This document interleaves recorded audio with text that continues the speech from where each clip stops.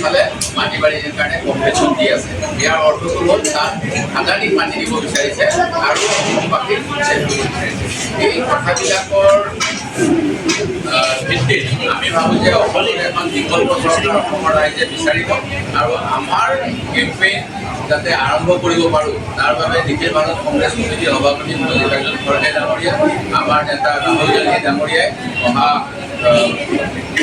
16 তাৰিখে গুৱাহাটীলৈ আহিব আৰু আমাৰ নিৰ্বাচনী প্ৰচাৰ আমি আনুষ্ঠানিকভাৱে আৰম্ভ কৰিম আৰু আমাৰ ডিব্ৰুগড় জিলাৰ পৰাও তাৰ বাবে আমাৰ তৃণমূল পৰ্যায়ৰ কিছু প্ৰতিনিধি তাত অংশগ্ৰহণ কৰিব। এই বিষয়টোলৈ আমি আজি ইয়াতে ৰাজ্যৰ মতামত ল'ব পাৰিব। ডিমা হাছাও জিলা মই 2018 চনতে যেতিয়া গুৱাহাটী হাইকোৰ্টে বৰ্তমানৰ যিজন মুখ্য কাৰ্যবাহী ডেনিয়েল ওৰফে দেবুলাল গাৰ্লোছা তেখেতে সেই সময়ৰ দুজন জনপ্ৰতিনিধি এজন আৰক্ষী বিষয়াক হত্যা কৰাৰ অভিযোগত গুৱাহাটী উচ্চ ন্যায়ালয়ে অভিযুক্ত কৰিছিল। তেখেতক বৰ্খাস্ত কৰিব লাগে বুলি অসমৰ ৰাজ্যপালে মই পত্ৰযোগে দাবী উত্থাপন কৰিছোঁ।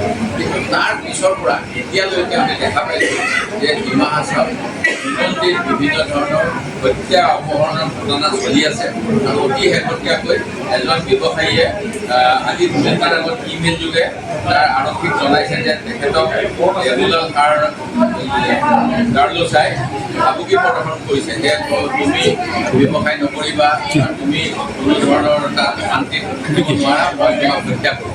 এই বুলি কোৱাৰ পিছতো একমাত্ৰ মুখ্যমন্ত্ৰী ডক্টৰ হিমন্ত বিশ্ব শৰ্মাৰ দলৰ নেতা হোৱাৰ বাবে আৰু মুখ্যমন্ত্ৰীৰ ঘনিষ্ঠ হোৱাৰ বিবাদতে দেবুলাল গাৰ্লোছাৰ বিৰুদ্ধে অসম আৰক্ষীয়ে গোচৰ ৰুজু কৰা ই অতি দুৰ্ভাগ্যজনক।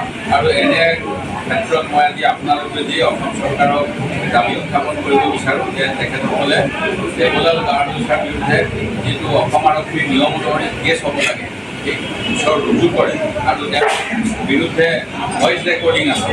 এই ভইচ ৰেকৰ্ডিঙো থকাৰ পিছতো এজন ৰূপঞ্জিত লাংফেচা নামৰ এজন ব্যৱসায়ী টেলিফোন যোগে ভাবুকি দিছে আৰু ইয়াৰ ইমেইল আৰু যোগে FIR জুলাই মাহৰ 8 তাৰিখে কৰাৰ পিছতো পুলিচে এই ক্ষেত্ৰত ৰেজিষ্টাৰ কৰা নাই। তেওঁৰ মানে জুন 11 তাৰিখে এই ঘটনাটো হৈছিল আৰু আৰক্ষীক অৱগত কৰা হৈছিল আৰু ইয়াতে টেলিফোন ৰেকৰ্ডিং আছে। সেইবিলাক থকাৰ পিছতো যে এটা ন্যস্ত স্বাৰ্থ, ৰাজনৈতিক স্বাৰ্থ আৰু পুঁজিপতিৰ স্বাৰ্থত আমাৰ দেশৰ নাগৰিকৰ নিৰাপত্তা বিঘ্নিত কৰা কাম চৰকাৰী পক্ষই কৰি আছে। তাৰ কাৰণে মই অসম আৰক্ষীক ধিক্কাৰ দিছোঁ আৰু আৰক্ষীয়ে যি FIR হৈছে হত্যাৰ হ'ব পৰা এটা খুব গুৰুত্বপূৰ্ণ বিষয় লৈ এই বস্তুটো ৰুজু কৰক আৰু তদন্ত কৰক। এই কথা আমি সমৰ্থন নকৰোঁ। এই কথাটো আমি সকলোৱে বহুত যদি উপলব্ধি কৰা উচিত যে অসমখন কেতিয়াও বাংলাদেশী পথাৰ হ'ব নোৱাৰে। প্ৰথম কথা অসম অসমীয়াৰ কাৰণে আৰু অসমীয়া বুলি ক'লে আমি অসমত আপোনালোকে জানিব ভাষা আইন অনুসৰি কেইবাটাও মাতৃভাষাক গুৰুত্ব দিয়া হৈছে। সেই গতিকে বাংলা ভাষাৰো ভাৰতীয় নাগৰিকসকলৰ অসমত অধিকাৰ আছে।